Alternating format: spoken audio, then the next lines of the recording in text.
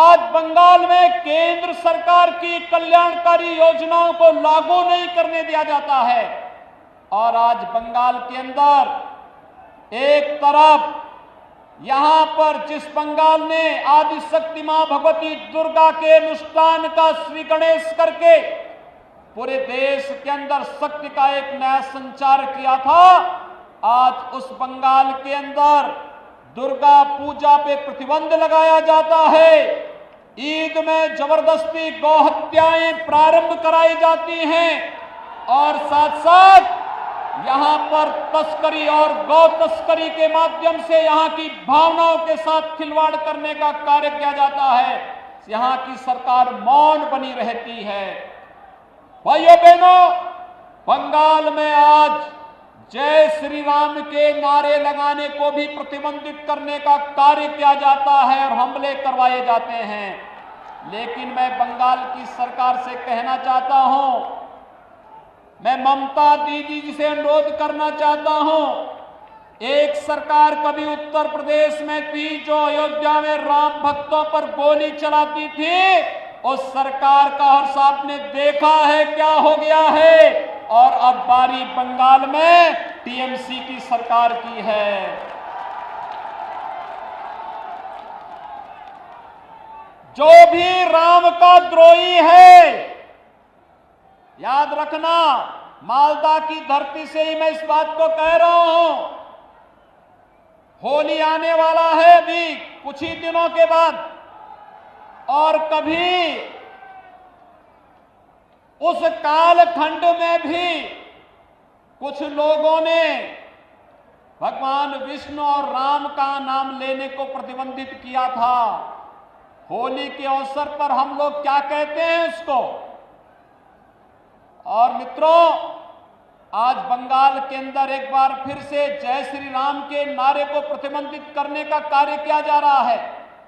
लेकिन याद रखना, भारत की जनता राम के बगैर कोई काम नहीं करती है। जब आपस में मिलती है तो राम राम कहती है। घर में कोई काम होता है तो राम नाम का जप करती है। और जब किसी परिजन की अंतिम यात्रा भी निकालती है तो फिर राम नाम सत्य है के साथ ही उस यात्रा को भी आगे बढ़ाने का कार्य करती है। राम के बगैर भारत का कोई काम ही नहीं। और जो रामद्रोही हैं उनके अभी भारत में कोई काम नहीं, बंगाल में कोई काम नहीं। ये संकल्प हम सबको लेकर के चलना है। और मैं यही पूछना चाहता हूं टीएमसी की सरकार से कि आपको राम भक्तों पर तो कोई रहम नहीं, लेकिन बंगाल के अंदर अराजकता पैदा करने वाले लोगों के साथ आखिर टीएमसी की कौन सी दोस्ती और कौन सी गठबंधन है जिसके कारण वह बंगाल की पूरी व्यवस्था को बदलने पर उतारू हो गए हैं। ये आत्मघाती कदम बंगाल की धरती से क्यों? मित्रों, जब देश के यशस्वी प्रधानमंत्री मोदी जी पाकिस्तान, बांग्लादेश और अफगानिस्तान के पीड़ित और प्रताड़ित हिंदुओं, सिखों, बौद्धों, जैनियों, ईसाइयों, इन सब के संरक्षण, इनको सुरक्षित ठिकाना देने के लिए एक कानून बनाते हैं और उस कानून को भारत के अंदर लागू करते हैं, तो बंगाल में हिंसा क्यों होती है? ये हिंसा, सत्ता प्रायोजित हिंसा क्यों? यहां पर एक तरफ पीड़ित और प्रताड़ित मानवता को शरण देने की जब बात की जाती है तो यहां की सरकार विरोध करती है, लेकिन जब घुसपैठियों को बाहर करने की बात होती है यहां की सरकार तिलमिला जाती है। यहां की सरकार घुसपैठियों, अवैध घुसपैठियों के साथ में है, उसको यहां की जनता के साथ कोई लेना देना नहीं। और यही कारण है कि यहां की सरकार केंद्र सरकार की किसी भी कल्याणकारी योजना का लाभ यहां के नागरिकों को देने में पूरी तरह फेल है। मित्रों, मैं आया हूं उत्तर प्रदेश से। हमने उत्तर प्रदेश में कुछ चीजें इस रूप में की जिसने उत्तर प्रदेश के अंदर व्यापक परिवर्तन किया है, और उस व्यापक परिवर्तन के कारण आज आप देखते होंगे यहां पर गर्मियों में जून से लेकर के अक्टूबर के बीच में इंसेफ्लाइटिस से हजारों मौतें बंगाल में आज भी होती हैं। लेकिन बंगाल के अंदर अज्ञात बीमारी दिखा करके इस बीमारी से होने वाली मौतों को छुपाने का कार्य टीएमसी की सरकार करती है।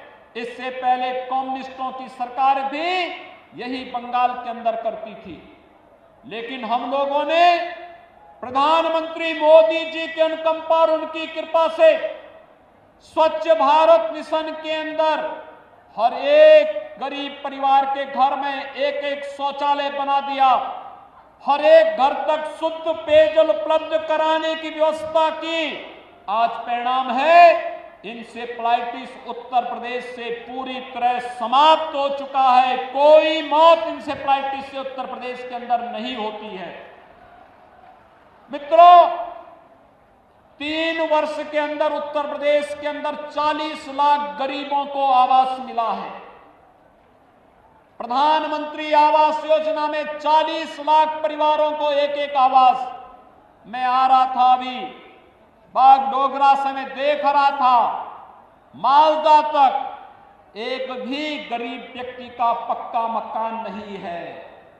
ये प्रधानमंत्री आवास योजना का लाभ यहां के गरीबों को क्यों नहीं मिल पाता है? यहां के बंगाल के गरीबों को क्यों नहीं मिल पा रहा है? क्योंकि यहां की सरकार रुचि नहीं ले रही है।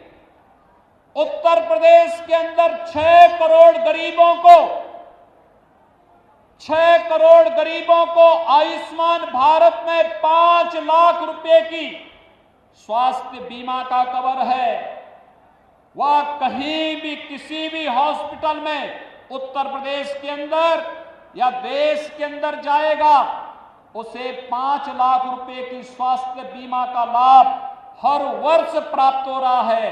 केंद्र और राज्य सरकार मिलकर के इस कार्यक्रम को आगे बढ़ा रहे हैं।